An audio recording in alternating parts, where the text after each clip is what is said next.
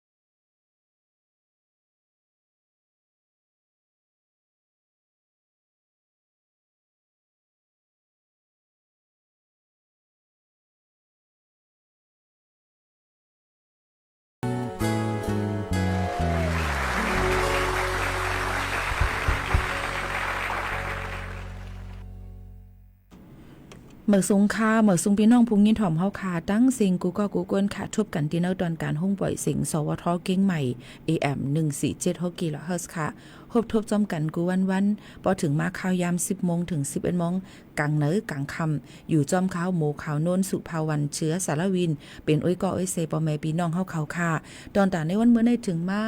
เนวันพุธที่10เหลือนทวนเก่า2เหงปลาย25นี่นั่นค่ะพบทบจอมกันที่ในอยู่จอมกันในตอนการเฮาค่ะที่ห้องบ่อยเสียงสวทเก้งใหม่ที่ในเป็นเหลือน10ลอง3คำจอมหนังตั้งเบิ่งซึ่งไทยค่ะเนาะพบทบจอมกันที่ในเอามาข่าวเงาค่ะกลางในเจ้าเจียวๆเหมือนในเหมือนหนังตั้งเซนตั้งดอนแก้วแมริมเนี่ยค่ะเนาะก็งากองพลค่ายทหารราบที่7เนี่ยนั่นค่ะก็ได้มีน้ำน้ำทมจอมเซนตาสายตั้งเฮ็ดให้ลองกว่ามามีลองอยากขันเจอลดกาติจับขับใหญ่กันไว้ในนั่นค่ะย้อนบ่ว่ามีฝนตกลงมาข้าวหึงในนั่นค่ะเฮ็ดให้มีน้ำน้ำนองอ่ำตันลงก่อนจำโตเจ้านั้นไหลเพิ่นนั่นค่ะเนาะเมื่อข้าวยำกลางเนอมอก 7-8 มองจะไหนค่ะพี่น้องเขาตั้งเส้นตั้งสมโพธิ700 ปีในนั่นค่ะก็มียก็เส้นตั้งสารกลางกะตั้งรวมโชคจะไหนก็รถติดขับใหญ่กันไว้นำเต้นำว่าเฮ็ดให้ลองกว่ามามีลองเทิงในนั่นค่ะพี่น้องเขาก็เปิ้นนั้นลองตั้งเจ้าไหนก็เอามาฝากปันพ่อแม่ปีๆน้องๆเขาเอามาได้เป็นตั้งหน้ากองพันสัตว์ต่างขาเข้าขาออกค่ะเนาะพี่น้องเขาค่ะเส้นตั้งอันนั้นค่ะเนาะตั้งดีกว่าแม่ริมแต่เข้ามาในเวงเจ็มเสื้อหนังไหนค่ะยก็เส้นตั้งสมโพธิ700 ปีนะคะลูกดีล่มโชคมาสารกลางอำนันสารกลางก็ตั้งล่มโชคจะในก็มีลองข้อมขำลองน้ำน้ำขังไว้จำเส้นตาสายตั้งค่ะพ่อแม่พี่น้องเขาอันนี้ก็หรือเลยฟังกันไว้จอมในนั้นค่ะพี่น้องเขาตีอยู่นั่นค่ะหรือจ่องฝนตกลงมาค่ะในนั่นค่ะก็หรือเลยไว้ฟังกันในนั่นค่ะเนาะลองข่าวเงาฟิงฟ้าราศีกูสำแสนปึ้งในนั่นค่ะก็มาฝากฟังไว้ปันกูก็กูกวนตั้งหมดตั้งเซ็งในนั่นค่ะอ๋อพอเดี๋ยวมาตัวในวันเมื่อในนั่นฝนที่จังตกลงมาโหปักมัน70ในปืนตีเตตกน้ำหมังปืนตีเมื่อหนังตั้งเจดอนแม่ฮองซ้อนเกียงใหม่อุตรดิตถ์สุโขทัยเมืองตากกำแพงเพชรพิษณุโลกเนี่ยค่ะร่วมกันร่วมเย็นเดมีดี23ถึง25องศาเซลเซียสค่ะไว้วันเดมี31ถึง33ในข่าวดัง7วันตั้งนานนั่นไหนก็ยังติมีฝนตกลงมาอยู่นะคะเอี่ยวก็ต้องนำปังหลายจะในก็หลูเลยฟังกันไว้นำปังหลายจังขึ้นสูงในนั่นค่ะหลูเลยถ่อมด้วยข่าวเงาคือเหล็กอย่าเป็นลาลิออกกว่าในกลางกุ่นในปังหลายจะในหลูเลยฟังกันไว้จ้อมในนั่นค่ะพี่น้องเขาในก็เป็นข่าวเงาฟิงฟ้าราศีเอามาฝากตวนจู้ถึงพ่อแม่ปีน้องๆเขาให้แรงยินถ่อมจ้อมกันซึ่งหนังไหนค่ะเอาพ่อแม่พี่น้องเขาค่ะพอถึงมาโดยดังเมืองไต้ได้ก็เงาไล่ฟิงฟ้าราศีนั่นในจึงบางพื้นที่ก็ได้มีฝนตกลงนำค่ะบางทีก็ได้มีป้าผ่าหลังเจียมเจื้องหนังในใครว่ากูตีเอามาได้เป็นดังต้นตีลาซิลเก้งตุงล่างคืนน้ำจังหมูเซตาคิเล็กค่ะมีฝนตกลงมาเยาก็ได้เฮ็ดให้มีลองดังน้ำน้ำทมพี่น้องเขาเจ้าให้เจ้าสวนเจ้าหน้าในนั้นค่ะยก็อองตีปื้นตีอยู่จำแม่น้ำนั่นในก็หลูไล่ฟังกันไว้จ้อมในนั้นค่ะในก็คัดเจอเอามาฝากไว้ปันพ่อแม่ปีน้องๆเขาเจ้าหนังไหนค่ะพี่น้องเขาค่ะในก็ข่าวเงาหลีเอามาฝากตอนจนถึงพี่น้องเขาค่ะเนาะก็ไม่เฮาค่ะมาด้วยเทียงในนั่นค่ะมือหนังตั้งมือว่าในนั่นค่ะเนาะมือว่าในตั้งเจดวันเก้งใหม่ข้าวยาม3 โมงปลาย10 นาทีตั้งเจดวันเก้งใหม่เซียนตั้งหนองห่อในค่ะตั้งสพจังผึกค่ะเนาะตั้งหนองห่อเก้งใหม่นั่นในค่ะพี่น้องเขาค่ะมันเตมีลองเพกึ่งกลางหลุดนะคะต่างนำนั่นกึ่งกลางหอเพิ่มมาเสมาผ่าใส่เสาไฟฟ้านะคะหักล่มกว่าตั้งนำตั้งหลายนะคะมีเป็น52 ต้นก็เปิ้นนั่นแหละลองตั้งเจอในนะคะเฮิรนหิมหอมและเสียงตั้งกินตั้งยำเจอนั่นนี่ก็มีหลองลู่ซุ่มกว่านั่นค่ะเนาะมีหลองลู่ซุ่มกว่าตั้งนำตั้งหลายก้นอันนังมาจอมในลวดนั่นก็เสียงอาสากสายใจกว่าเย้าในนั่นค่ะพี่น้องเขาค่ะนี่ก็เป็นเที่ยงของเอา1อันนี่นั่นค่ะลีโกเนี่ยค่ะเนาะย้อนบ่ว่าขับมาเสเนี่ยค่ะเฮ็ดให้มาเป็นเพกึ่งกลางไฟหมดในปืนตีกว้างๆและตีจำนั่นกำเหลวเจิงหนังในค่ะกอบนั้นเพกึ่งกลางในอำหัวที่เกิดขึ้นมาเมื่อไหร่ยาก็ย่ำพองแต่เหลวเปิ้นยังเปิดเผยไว้มันเป็นจื่อเผอก็เลยในค่ะเนาะย้อนบ่ว่ามันมีลองลูกซุ่มตั้งนำตั้งหลายอันเป็นหลายล้านค่ะหลายล้านนั่นค่ะเนาะกอบนั้นลองตั้งเจ้าในก็ภายเจ้าหน้าที่เขาภายลองไฟฟ้าเขาฝ่ายหลายๆฝ่ายอันอยู่หิมห้อมเจ้านั้นเปิ้นก็อ่อนกันครึ่งปองให้สร้างกว่าเมหนังหือปติกว่ามาไรง่ายหนังหือเฮือนก้นเยปติไหลนำอะไรไฟเจอกันนั่นเจิงหนังไหนค่ะพี่น้องเขาอันนี้ก็เอามาฝากปันพ่อแม่ปีน้องๆเขาเจิงหนังไหนค่ะพี่น้องเขาค่ะ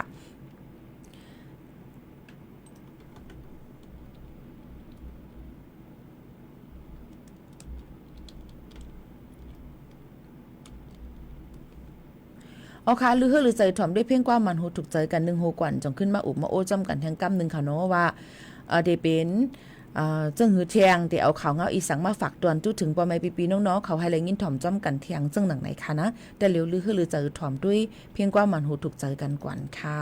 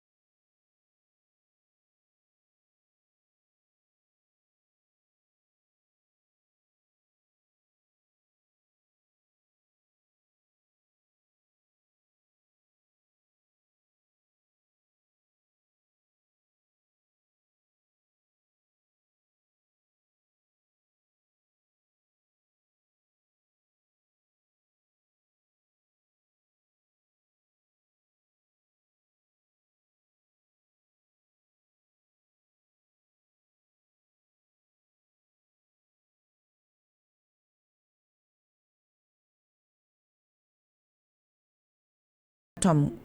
จำกันในตอนการเนาะค่ะเพ่งความก็เลยถ่อมข่าวเงาก็เลยถ่อมจำกันเนี่ยนั่นค่ะเนาะมือวัน2วันป่นมาเลยมีตื้อตั้งเลยกว่าเพิ่มแถมน้ำกัดในขายเยาก็เล่งส่งก้นอันเอาเป็นสินอาศัก60นั่นค่ะเนาะเปิ้นเยาการเยาในเสในนั่นค่ะก็ เป็นนาดีเพิ่มแถมน้ำกัดนะคะยก็มีลองลดยาโหตีสังเจว่าครบทุบเนี่ยกวนเป็นจิ๋มจังหนังไหนค่ะหลายรองหลายอันค่ะเนาะก็ที่เรียกว่าเตรียมทุนดีเนี่ยในนั้นค่ะก็นั้นแหละอำเลยมาไล่มันก็ถามว่าป้อมมาไล่อำยูรี5ลูกอำยูรี5อันถามให้เปิ้นได้เป็นแม่ค่ะเนาะอำจะว่าอำอยู่ลีค่ะเพราะว่ามีรองนาการแต่เหลือๆในทำที่เป็นก้นอันโหนาเฮาคาฝ่ายพี่น้องอาขาเขาทั้งก้อนนึงยก็ฝ่ายพอเฮาคานั่นเนี่ยเปิ้นที่เอาเป็นจินที่ออกการยาวให้ไหนค่ะเป็นรองข้องคำหลายรองหลายอันก็เป็นเลินอันที่หรือส่งให้งานหรือส่งการหรือไล่ห่างเฮียนส่งลีกว่าดอนดาที่ขึ้นจั่นเพิ่มแถมเงินเลือนแทงเสียมจังไหนมันที่เป็นหลายรองหลายอันบางปอกมาที่อำจังคือตันที่มาอาจจะรายการสดจังไหนค่ะเนาะก็ก็ห่างเฮียนไว้อยู่นั่นค่ะเนาะพี่น้องเขาค่ะลองตรวจตอบจังไหนก็ติอัมมี่ก็เป็นอะไรแค่ดอกป่องเจอบันใหญ่น้ำเสกัมเนี่ยค่ะเมื่อเลยอยู่มีกินหวานจะเคยมาลาดว่าอยู่มีกินหวานเนี่ยค่ะเนาะอ๋อค่ะนี่ก็เป็นรองนาการนั่นค่ะเนาะย้อนบอกว่าเหตุการณ์กินเงินเลือนเป็นเรื่องค่ะรู้เนาะเปิ้นใจเฮ็ดหังก็โหลเลยเฮ็ดเดียวก็ปลายเหลือในก็โหลเลยเข้ากรุงเทพมหานครแทงเหย้าเนี่ยนั่นค่ะพี่น้องเขาค่ะในวันที่25 26 27เนี่ยค่ะเนาะก็ได้เลยออกข้าวตั้งกว่ากรุงเทพมหานครแทงเหย้าจังไหนค่ะพี่น้องเขานี่ก็เป็นรองนาการแทงอันนึงในนั่นค่ะอ๋อพี่น้องเขาค่ะ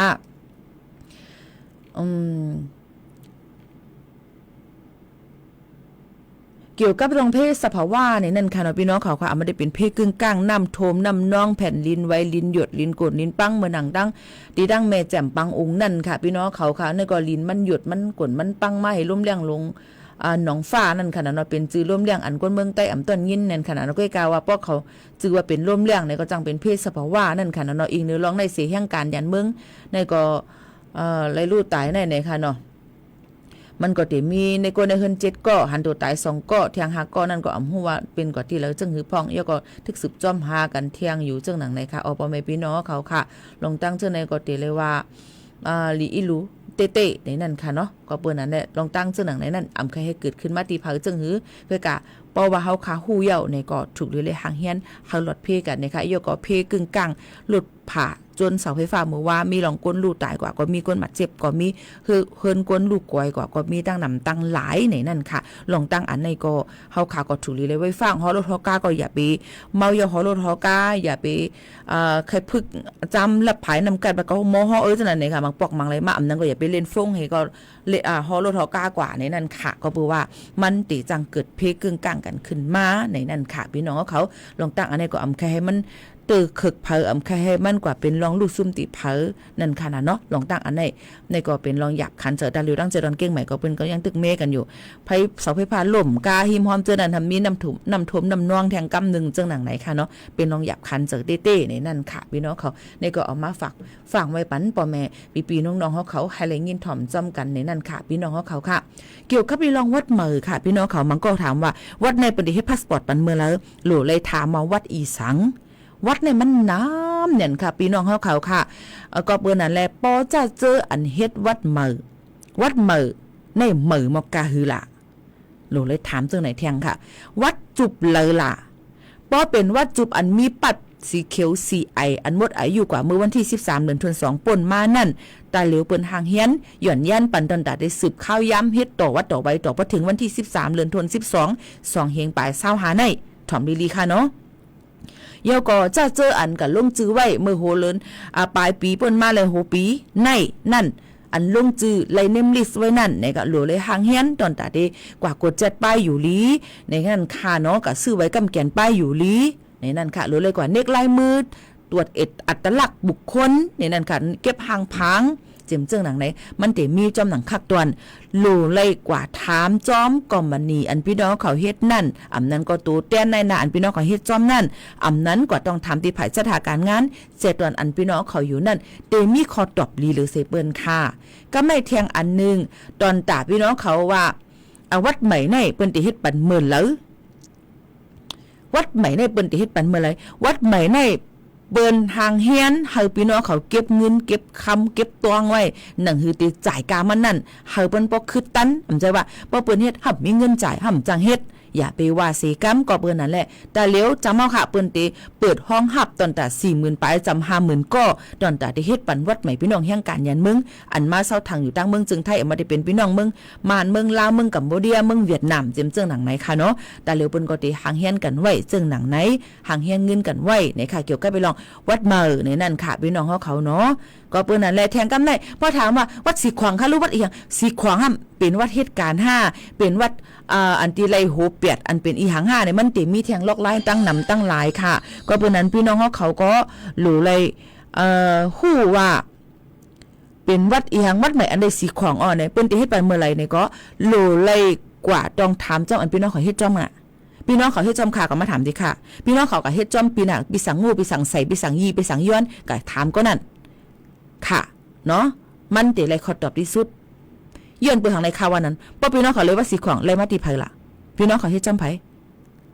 ขึ้นกับถามตีเขาตีนั่นเปิ้นที่มีขอตอบมันพี่น้องเขาค่ะย้อนเปิ้นนั้นลองตั้งเจอในบางอันมาบ่ขาดตอบกว่าในจึงเปิ้นออกไปเมื่อไหร่ว่าเปิ้นเฮ็ดปัญญารู้แห่งไปไล่ล่ะในพี่น้องเขาที่มีลองตั้งผิดกันตีมีลองเข้าใจป่องใจผิดกันย้อนเปิ้นนั่นแหละเฮ็ดจอมวัดไว้ตีเผอกว่าต้องถามตีก้อนนั่นเตมีขอตอบลีเหลือเซเปิ้นค่ะพี่น้องเขาค่ะเยอะก็กำในเกี่ยวกับเลยลองวัดไว้พี่น้องอันมาอยู่เซาทางดังเมืองจึงไทยหึงอันมีไว้วัดโห5โห6โห7โห8วัดอันเป็นวัดโห089 5672มันเตมีคักดอนมันว่าเข้ามาหมื่นเหลอจ่องมั่นอยู่จำหนังปักเปิงมติครม.เมื่อวันที่29เดือนตุลาเมื่อปีกายป่นมานั่นหือป้อมีเฮาเอาหลักฐานอันเฮาคามีนั่นกว่าถามตีลุ่มเจเวงอันเปิ้นเฮ็ดออกปันวัดไว้เฮาคานั่นเฮาคาจ่องย้อนต่างดาวถาวรไลวัดเฮาคาเนี่ยจ่องย้อนโอนสัญชาติไทยไลจังไหนค่ะกะถามตีเจ้าหน้าที่เขาค่ะเนาะมันก็ตัวในวัดเป็นเมลหนึ่งทร89ทร38เป็นอันหนึ่ง89เป็นให้เมียวหนูเลยกับเปลี่ยนให้มันเหมือนกันให้มันเหมือนกันก่อนย้อนนั่นแหละเจ้ากาวงวังในเพราะว่าพี่น้องเขามีข้าวย่ำโตตันเนี่ยก็อ่อนกันกว่าต้องถามมือพ่องเปิ้นเฮ็ดปันในข้าวต่อถึงเลือนในย้อนเปิ้นสั่งน่ะมันติเฮ็ดเลยไว้เหมือนตั้งย้อนเป็นปี2ปีแต่เหลียวก็ติเลยไว้อ่ำหึงจังสังจังหนังไหนค่ะย่อก็หลูเลยต้องถามตีปูแก่ปูก้าง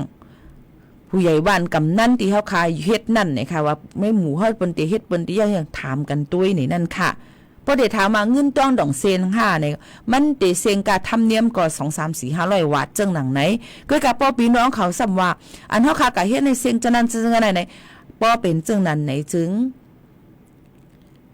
ป้องว่าพี่น้องเขาก็จ่องพร้อมเฮ็ดบางทีมันได้เป็นจังไหนนั่นค่ะเนาะก็เปิ้นนั่นแหละบางลองบางอันมามันลาดเสียงอ่ำไล่อยู่ที่ว่าเฮาพร้อมอ่ำพร้อมบางทีมาพอเป็นจังนั้นเฮาก็กว่าตึงลาดไล่ที่ภายเจ้าหน้าที่ปิลิกเขาในนั่นค่ะก็ตึงลาดได้เจ้าหน้าที่อันภายอุปเปิงเขาจังหนังนั้นค่ะก็เปิ้นนั้นลองตั้งอันในมันก็มีลองมันอยู่ค้าในนั่นค่ะเนาะแค่ย้อนเอามาฝากไว้ปันพ่อแม่พี่น้องๆเขาจังหนังไหนในนั่นค่ะพี่น้องเขาค่ะเมื่อเคยมีพี่น้องเขาย้อนเพียงความกันเขามาหักก้นพิษต้องใจค่ะหักก้นพิษเฮาค่ะเหมือนว่าเฮากับหักก้นอันพิษเฮาค่ะอันนั้นก็พิษตีกับหักมันค่ะมันไปป่องจะหักก้นพิษยาวหักก้นพิษยาวนี่ค่ะว่าปนอันลูกก็หักภัยแล้วเพราะนั้นถามตัวนางน้องตาลอันว่าในก่อนค่ะเนาะปนนั้นก็อันพี่น้องเขาย้อนกันเข้ามาสืบถอมค่ะ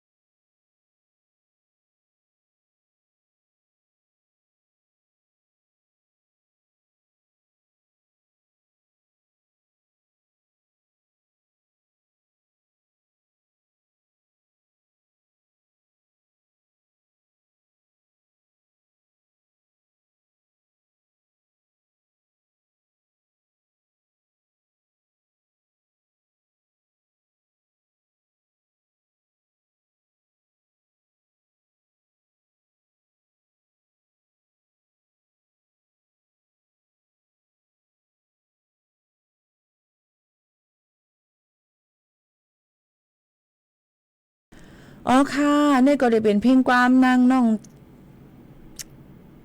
โกลัดจือเป็นพิษตานหาตานนางน้องตานค่ะพี่น้องเขาค่ะจือลัดจือเป็นพิษได้เหมือนบ่ลีค่ะหน่อย นางน้องตานเนี่ยนั่นค่ะเป็นเพลงความหมายว่าหักก้นพิษเยี่ยวที่พี่น้องเขาย้อนกันเข้ามาค่ะโยก็เมื่อกี้ย้อนมานั่งเสียงอ่อนอีสังก็เตรียมมาลิกไทยปีหมวกขนุนอ่านนำปองยันบอกว่าค่ะได้อ่านปีจอมลิกไทยมันอยู่ใกล้กับอ่านใบปองค่ะเนาะพี่น้องเขาค่ะแค่รอปองใจค่ะค่าใครถามลองวัดจ่องเปิ้นไปต่อวีซ่าค่ะ5ปีโมใครว่านั่งเสียงอ่อนใครย้อนถามอ๋อไปกำคณะเพ่งกว้างเหมือนมา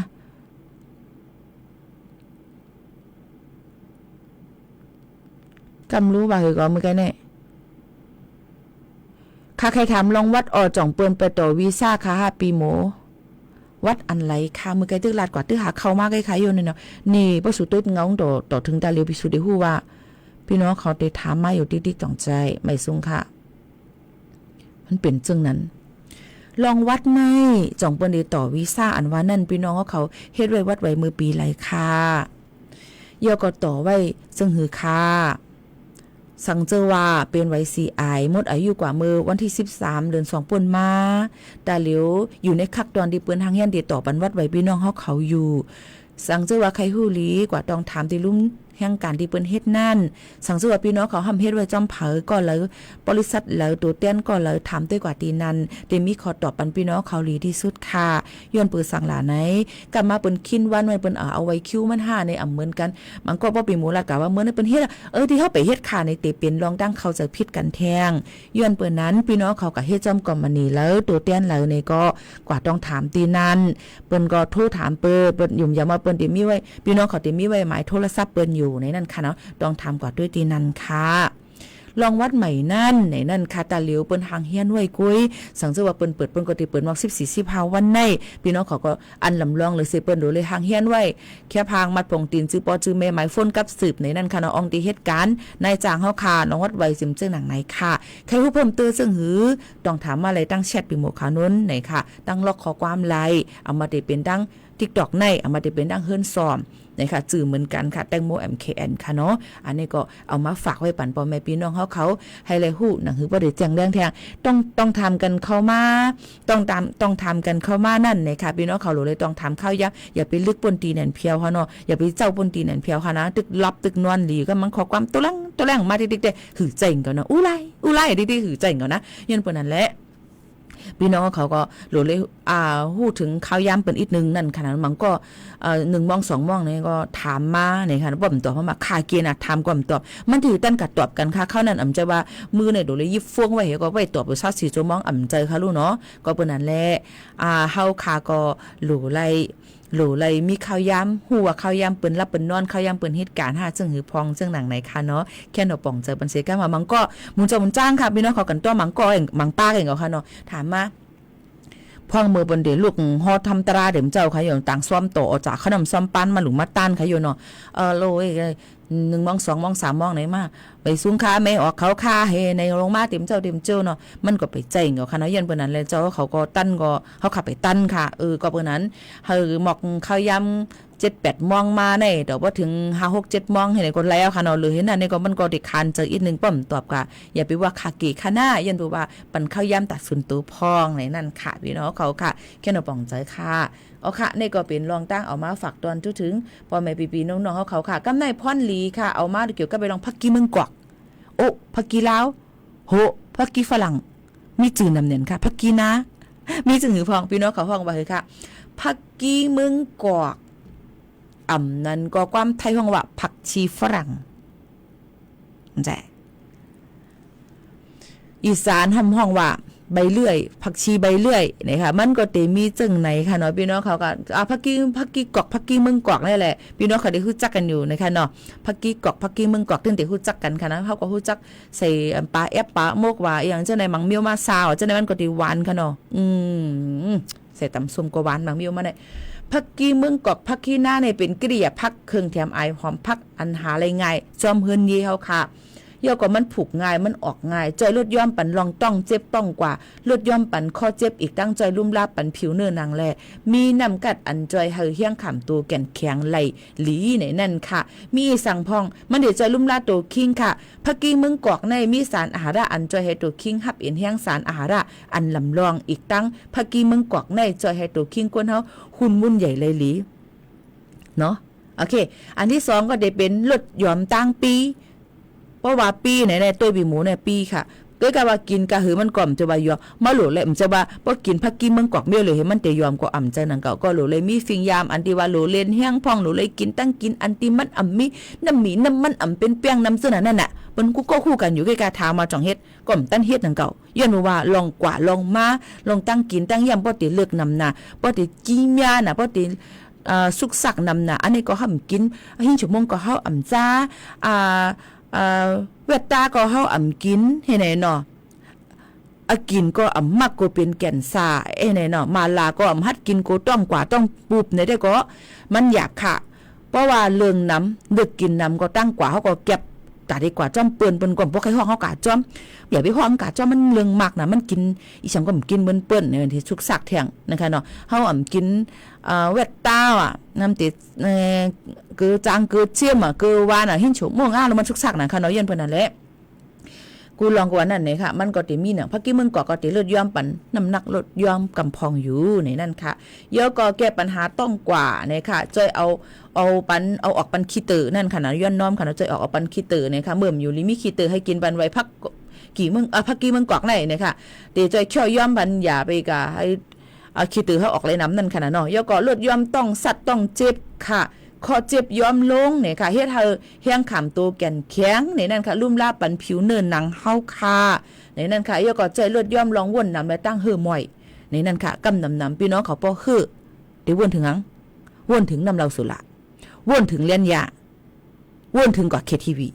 ติลืมกูละลืมจะแก็บเลยค่ะมันลืมเลยหมดก็เปิ้นนั่นแหละกูอีสังกะเย้ามันมีพรดีก็อำจะว่ามันติลีดังหมดมันจอยปันก็อำใจมันได้จอยดังหมดในนั่นค่ะเนาะก็เปิ้นนั่นแหละเฮาโหลเลยหมออยู่กว่าโหลเลยหมอใจกว่าโหลเลยหมอฮักตัวฮักใจเฮาคากว่าในนั่นค่ะเนาะเลยลองตั้งตีมันถูกแม่นเดี๋ยวก็ฮักตัวฮักใจเฮาในดีเลยเซเปิ้นเพราะว่าฮักตัวฮักใจเฮาค่ะเฮาซ้ำแต่กว่าฮักเปิ้นลุ่มลาเปิ้นไรจึงหือหลาในค่ะเนาะอ๋อค่ะหรือจะถ่อมด้วยเพียงความก่อนแต่แล้วใน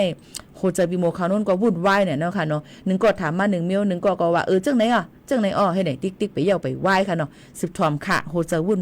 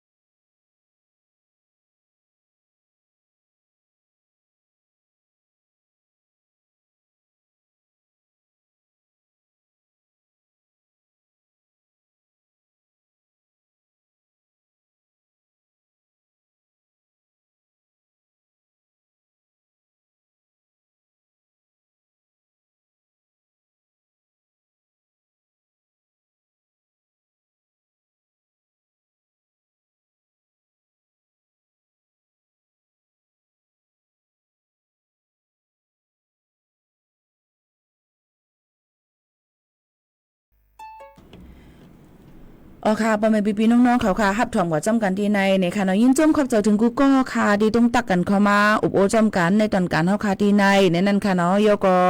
อยู่ลีกินวันค่ะยินจมขอบใจใหญ่นำค่ะหมายสุงวันพุธค่ะปีหมายสุงเหมือนกันค่ะอำได้มาทบกันวันจันทร์อังคารค่ะเนาะยันว่ามีนาการกับเพิ่มแถมนำกาดในนั้นค่ะที่ข้าเจอหาปันค่ะนะยก็เพ่งกว่ามันติกึดไว้อยู่แลมันติอ่ำตันเปิดปันเนี่ยค่ะย้อนเบอร์ว่ามีเพลงความอันพี่น้องเขาย้อนกันเข้ามาใครย้อนถามนี่ต้องจะเขาก็ใครย้อนถามแก่ค่ะเนี่ยเขาย้ำมันเองอะแค่ถามว่าอย่างเปิ่นปันเขาย้ำเอาเทียงต้องใจ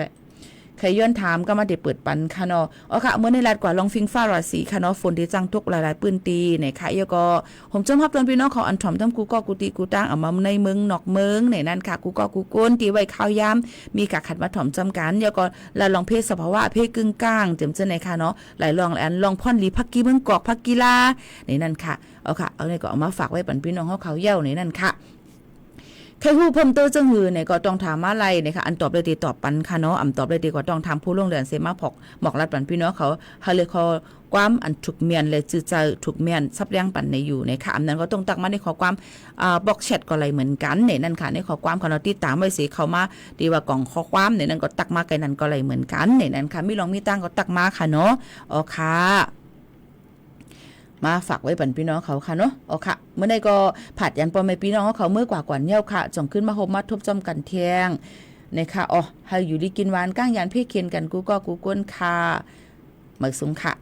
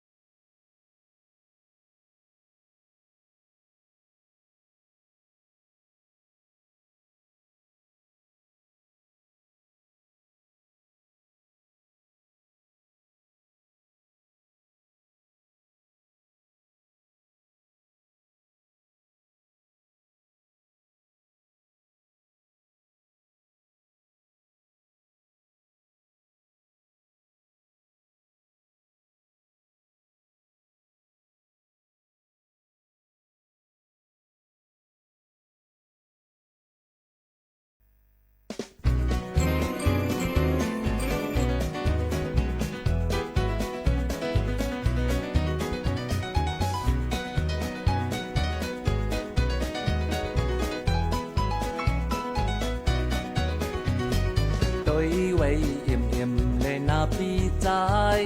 เมื่อพูบในเดอำหันเยายิงน้องโอยยิงน้องโอยข้าวยามหาไหลมาหันกันในมันเกนาเมื่อเยาเมื่อเยาเมื่อลอยลอยเมื่อเยาเมื่อเยาเมื่อลอยลอยอยากหน้ากันสิอำจังลาดความลัดก็กูมันออกเสียงให้เฮ็ดเก่งยุ่มเนเฮ็ดเก่งยุ่มเนกันเย็นไว้ก็น้ำตาเสอบ่ยังหวยอยู่เมื่อเยาเมื่อเยาเมื่อลอยลอย